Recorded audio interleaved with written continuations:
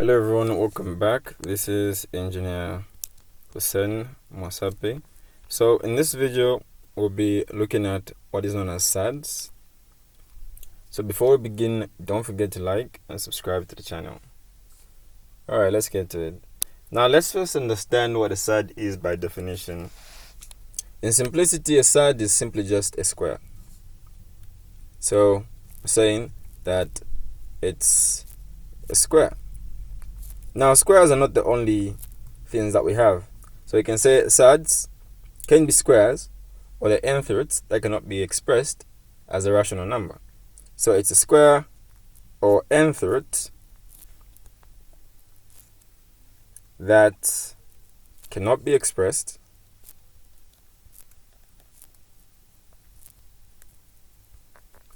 as a rational number.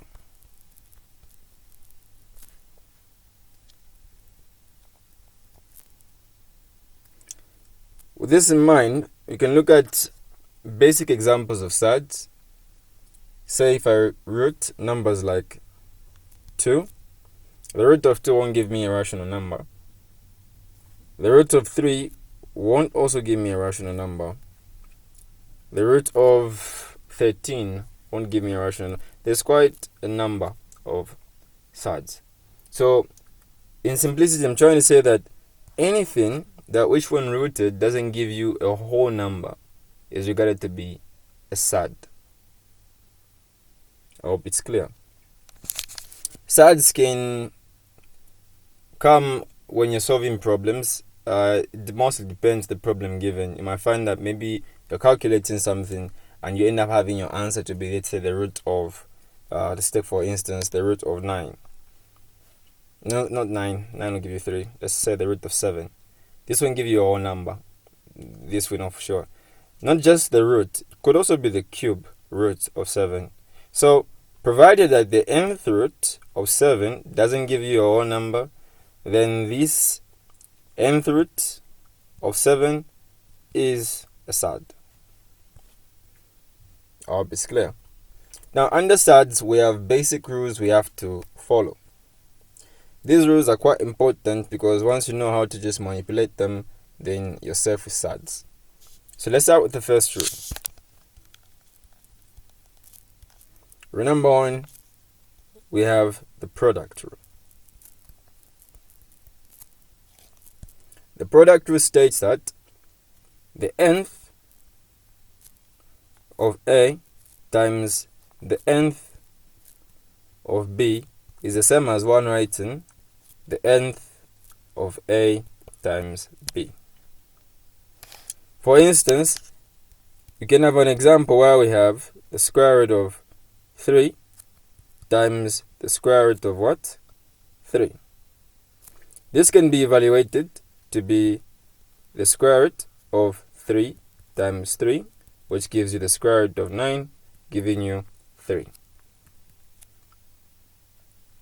At times, you might have, let's say, the root of 2 times the root of 4. And this will give you the root of 2 times 4, which will give you the root of 8. Root of 8 cannot be expressed rationally, which means it cannot come out to be a whole number. As a result, this will be your final answer in surd form. Now, we'll also look at basic ways of simplifying that value, but I just want you to understand the product rule. Having the nth of the root of A multiplied by the nth of the root of B will give you the nth of the root of A by B. The second rule we have is called the quotient rule. With the quotient rule, we apply the same thing, similar, the only difference is that we're using division in this case.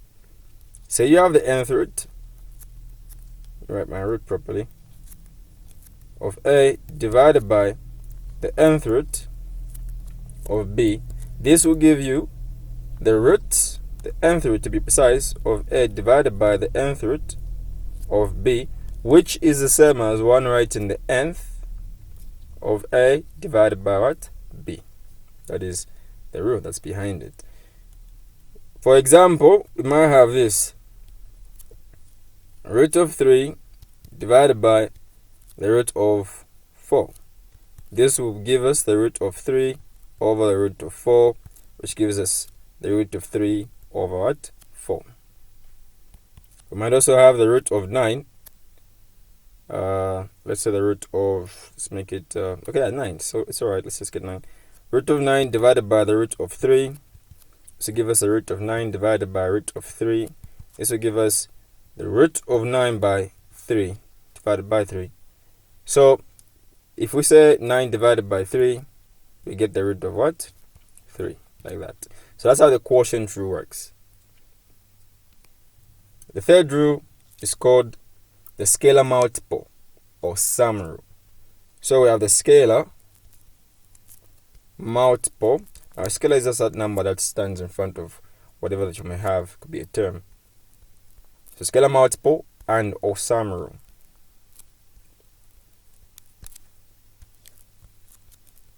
So in this case, if you have, let's say, let's pick a random scalar. Let's call it x. Then the nth root of a could be a plus or a minus. Y, the nth root of b. This will be equal to x plus or minus y of the root. Let me be precise, sorry. In this case, we're supposed to have the same value within the root.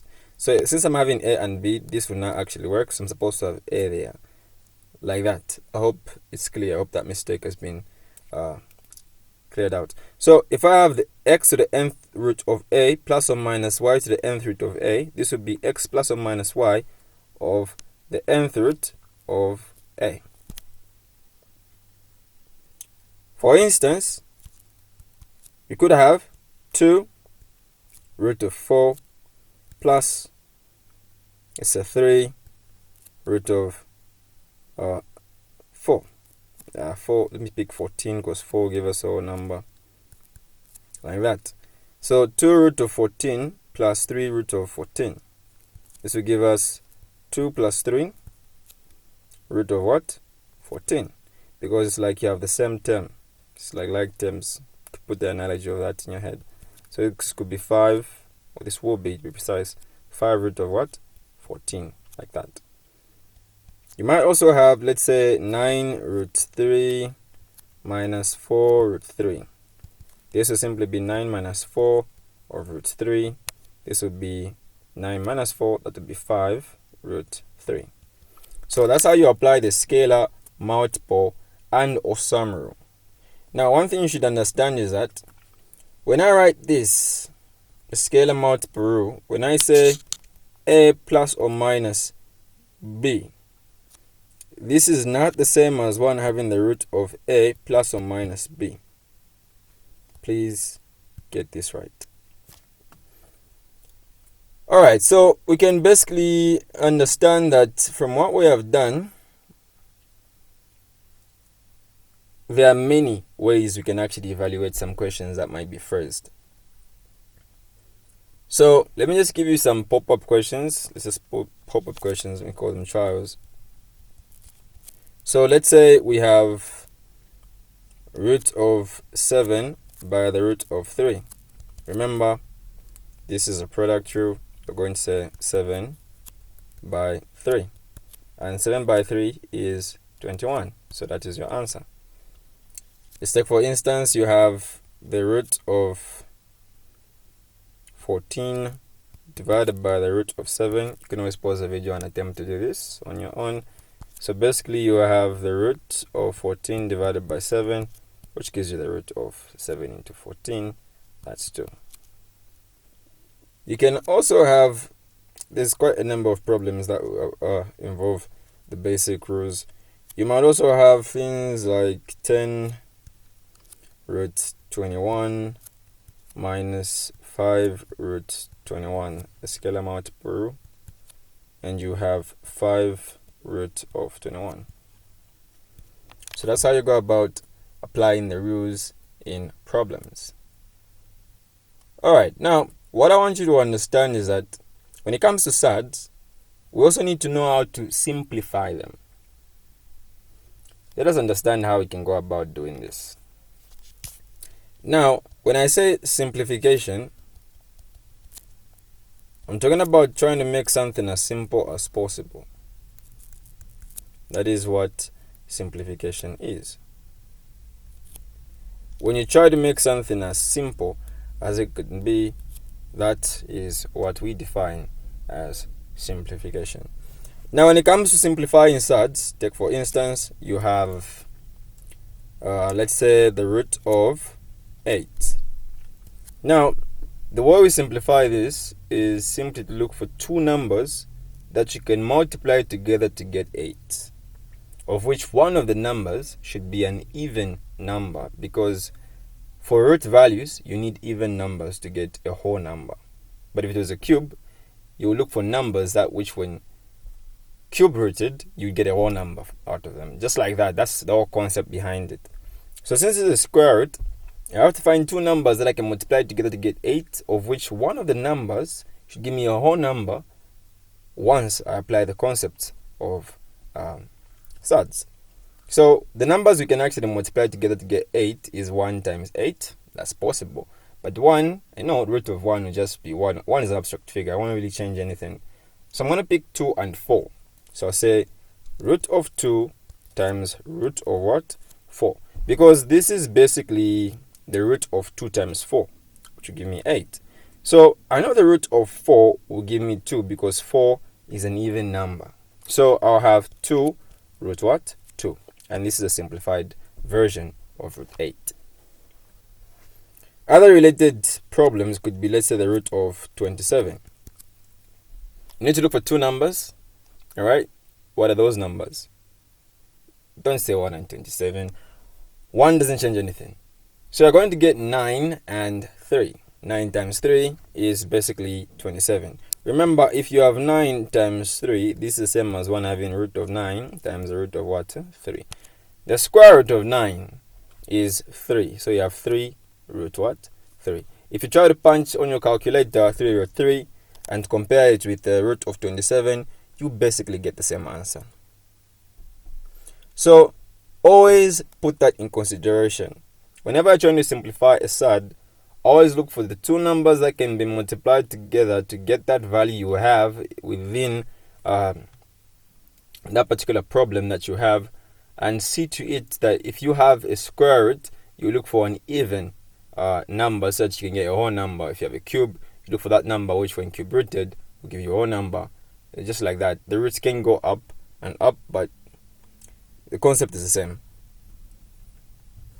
So that is how it works. So let's remember that. So with that said, I need us to understand that when it comes to surds, the rules are important. The rules are very important. The moment you understand how to go about manipulating the rules, then you will be safe with surds. So I advise that you practice the rules, get a hang of them, and try to solve as many problems as possible. So I'm going to end here in the first part of surds. We're going to continue in the next video to look at the other type of aspects of surds. Alright, thanks for watching. Don't forget to hit that like button and subscribe. Remember, slow progress is better than no progress. And don't forget to strategize before becoming a statistic. I'm going to try to push for that A+.